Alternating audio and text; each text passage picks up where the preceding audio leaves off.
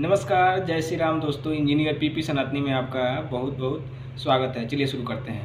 पीछे से आप लोग राज करते हैं। देखिए, आपने आरोप की बात कही तो एक आरोप मेरा भी है। चंद्रशेखर रावण और भीम आर्मी ने मिलकर मेरा गैंग रेप कर दिया है। अब मैं प्रेग्नेंट हूँ। मैंने आरोप लगा दिया है। आप प्रेग्नेंट? मैंने आरोप लगा दिया है। सवाल देखिए आप क्या? तो मैंने आरोप लगा दिया है। ये आरोप कैसे कोई मानेगा? जैसे 5000 साल कोई प्यासा रह गया वैसे ही मान लीजिए। नहीं, आपको तो पानी नहीं दिया होगा आप लोगों ने। नदी बह रही थी तो पीते नहीं थे क्या? छूने नहीं देते थे आप लोग। कौन छूने नहीं देता था? तो ये बताइए, कुआं कौन खोदता था, अनाज कौन उगाता था? हम छूने नहीं देते थे। बिल्कुल सही बात है। जिस प्रकार एक मर्द प्रेग्नेंट नहीं हो सकता, ये उसी तरह का बात है कि 5000 वर्षों से किसी को पानी नहीं पीने दिया गया। अरे पानी कोई क्यों नहीं पीने देगा? हाँ, मानते हैं कुछ भेदभाव जरूर हुआ होगा, ये मानते हैं, लेकिन उस बात को लेकर आज 5000 साल बाद अगर कोई इस तरह का बात करे और समाज में विद्वेष फैलाए तो उसका जवाब तो यही हो सकता है। बिल्कुल सही भाई ने जवाब दिया है। हमारा ममता दीदी का राज आ जाएगा तो हम लोग फिर बांग्लादेश से कलकत्ता में ढुक जाएंगे, छोड़ेंगे नहीं। अच्छा, फिर ममता दीदी जीतेंगी, फिर आप लोग? हाँ, ममता दीदी जीतेंगी। मोदी जी कितना दिन रहेंगे? 5 साल। अच्छा है, सपने देखना बहुत अच्छी बात है, मगर इतना भी सपना नहीं देखना चाहिए कि मोदी जी बस 5 साल ही हैं और ममता दीदी फिर से आएगी। मोदी जी जाएंगे तो फिर योगी जी आ जाएंगे। तब तक पता नहीं ममता दीदी रहेंगी भी कि नहीं रहेंगी, कोई नहीं जानता है। और तुम लोगों का जिस प्रकार धुलाई हो जाएगा इन बीते हुए सालों में, तो हमको नहीं लगता है कि कोई उसके बाद इधर आ पाए। शिवेंदु सरकार जिस प्रकार की व्यवस्था बना रही है, बॉर्डर फेंसिंग हो गया, उसके बाद जो घुसपैठी हैं उनको किस तरह से बाहर निकालना, इसके लिए जो व्यवस्थाएं बना रही हैं, और जिस प्रकार का डिमोलेशन हो रहा है झुग्गी झोंपड़ियों का, तो हमें तो नहीं लगता है कि कोई रुक पाएगा। আগে ভাই বাঁচু বেঁচে থাকলে না সব হিন্দু ঘরে ধ্বজ লাগাতে হবে। কাল সকালের মধ্যে সব হিন্দু ঘরে ধ্বজ উঠবে, একদম সেপারেট করে দাও এখানকার এইসব জিহাদি মৌলবাদীদের সাথে আমাদের হিন্দুদের।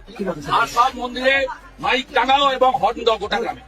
দশ প্রত্যেক শাক বিতরণ করো। ধর্ম পরিবর্তন করতে হবে, এখনো পর্যন্ত ওরা ধর্ম পরিবর্তन করতে হবে। जो अधिकारी जी तो ऐसी व्यवस्था बना रहे हैं कि किसी को भगाना भी नहीं पड़ेगा।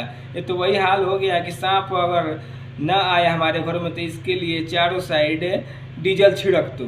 वही व्यवस्था यहाँ बंगाल में शिवेंदु अधिकारी जी बना रहे हैं कि ये करो, ध्वज करो, उसके बाद हॉर्न लगाओ, सुबह में 4 बजे बजाओ। इस प्रकार का अगर माहौल बनेगा तो हमें तो नहीं लगता है कि कोई भी रोहिंग्या यहाँ बंगाल में रहना चाहेगा।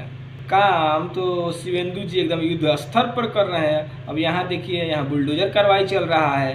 अवैध झुग्गियों पे बुलडोजर कार्रवाई चल रहा है, बंगाल में भी, मुंबई में भी। इसीलिए तो ये भीड़ दिख रही है बॉर्डर पे। चाय बेचते बेचते देश बेच दिया, इससे ज्यादा क्या देश बेच दिया? कोई कागज तो दिखाओ, कोई क्या बोल रहा है? कोई रजिस्ट्री तो दिखाओ। अरे कैमरामैन, तुम्हारा क्या बेचा? बेरोजगार हूँ, देश का युवा बेरोजगार है। इसका युवा बेरोजगार है। सर, सबको सरकारी नौकरी नहीं मिल सकती।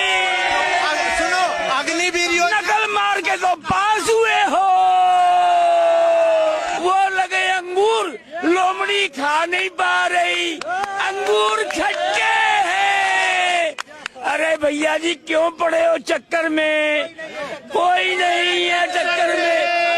साडा मोदी बल्ले बल्ले, बाकी सारे थल्ले थल्ले। बिल्कुल सही चचा ने जवाब दिया है कि कागज तो दिखाओ, कोई दस्तावेज है कि ऐसे ही झूठे बकलोली पेल रहे हो कि बेच दिया। भाई बेचा तो किससे बेचा और कहाँ बेचा? कोई कागज भी है कि ऐसे ही अपने मनगढ़ंत कहानी बना लिया है कि देश बेच दिया, ये बेच दिया, वो बेच दिया? जो कांग्रेस वाले कहते हैं वही सुन सुन के ये लोग भी याद कर लिए हैं और वही आके बकलोली पेलते हैं। उसको रिसर्च नहीं करते हैं कि आखिर ये गलत है कि सही है कि क्या है। बस जो वो बोल दिया वही सही और बोलते जाओ।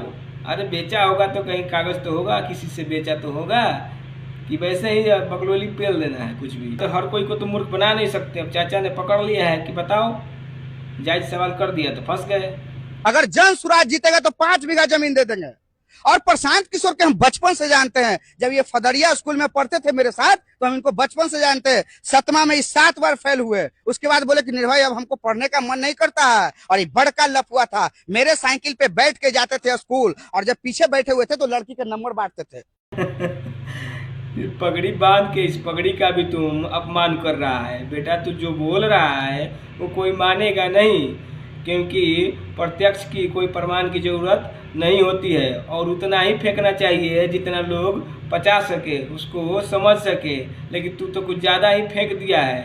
अनपढ़ व्यक्ति की पहचान उसके बोलने से ही हो जाती है। और प्रशांत किशोर जी क्या क्या किए हैं और किस तरीके की उनका भाषा शैली है, क्या नॉलेज है, इसके आधार पर उनको अनपढ़ तो कोई नहीं बोल सकता है।